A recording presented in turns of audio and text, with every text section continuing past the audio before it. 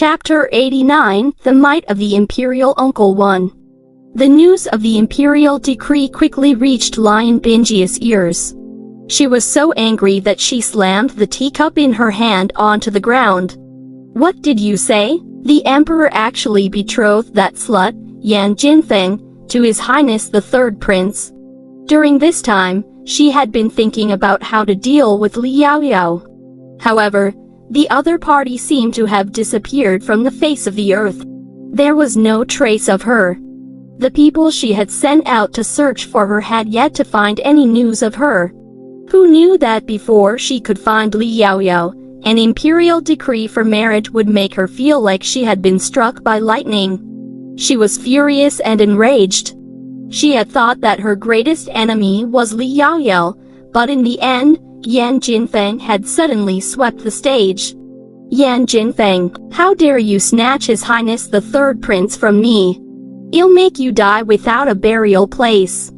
Yan Song had never expected that by offering advice to the Nanling Emperor, he would end up digging his own grave. Now that the imperial decree for the marriage had been publicly announced, unless the Nanling Emperor was willing to bear the loss of his reputation and take back the imperial decree, there was no way this marriage could be changed. However, if the imperial edict for the marriage was not taken back, their imperial preceptor's estate would have to bear Lion Binji's wrath.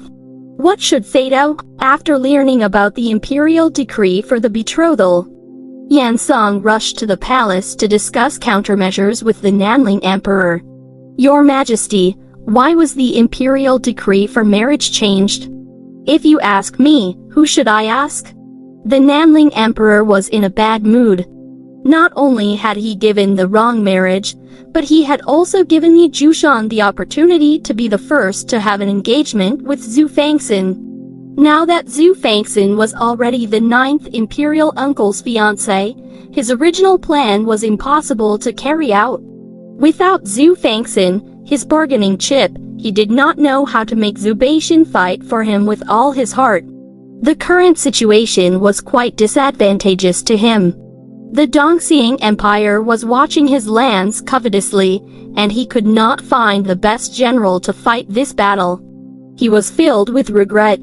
If he had known this would happen, he would not have been in a hurry to get rid of Xue Fanxin in the first place, causing things to worsen to such a state. Long ago, when the Ninth Imperial Uncle stepped forward to speak for the Xue family army, he should have sensed it and not been in a hurry to attack Xue Fanxin. Someone, come and prepare the carriage for the Ninth King's estate. Your Majesty, are you going to see the Ninth Imperial Uncle? Yan Song asked weakly. At the mention of the unfathomable Ninth Imperial Uncle, he felt nervous and afraid. In the past, the Ninth Imperial Uncle had often disappeared and did not care about the matters of the court. There were no conflicts of interest between him and the Ninth Imperial Uncle, so they had been living in harmony all these years. But now, the Ninth Imperial Uncle had proposed marriage to the Duke's estate. This meant that the Ninth Imperial Uncle would be standing on the Duke's estate side. No wonder the Imperial Edict had changed. That must be something the Ninth Imperial Uncle had done. Only the Ninth Imperial Uncle could do this without anyone noticing. What Yan Song could think of, the Nanling Emperor naturally could too. That was why he was in a hurry to see the Ninth Imperial Uncle and discuss the matter with him. However, at this moment, the Ninth Imperial Uncle was playing chess with Xue Fanxin in the Duke's estate. He seemed very relaxed. Xue Fanxin, on the other hand, was so anxious that his forehead was covered in sweat. He hesitated for a long time, but it was still a loss, making him extremely depressed. You punk, your chess skills are really impressive. I admit defeat, okay? Since the Duke has admitted defeat, I'll take little Xiner away. I guarantee that I'll send her back unscathed a month later, Jiushang said with a mysterious smile.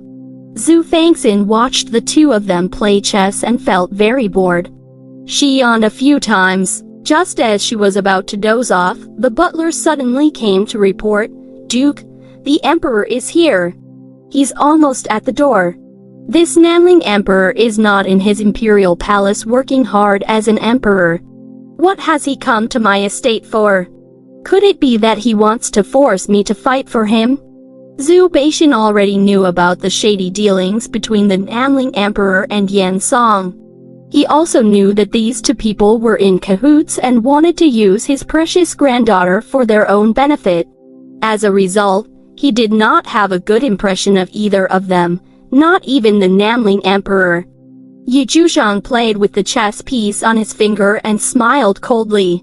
He should be looking for me.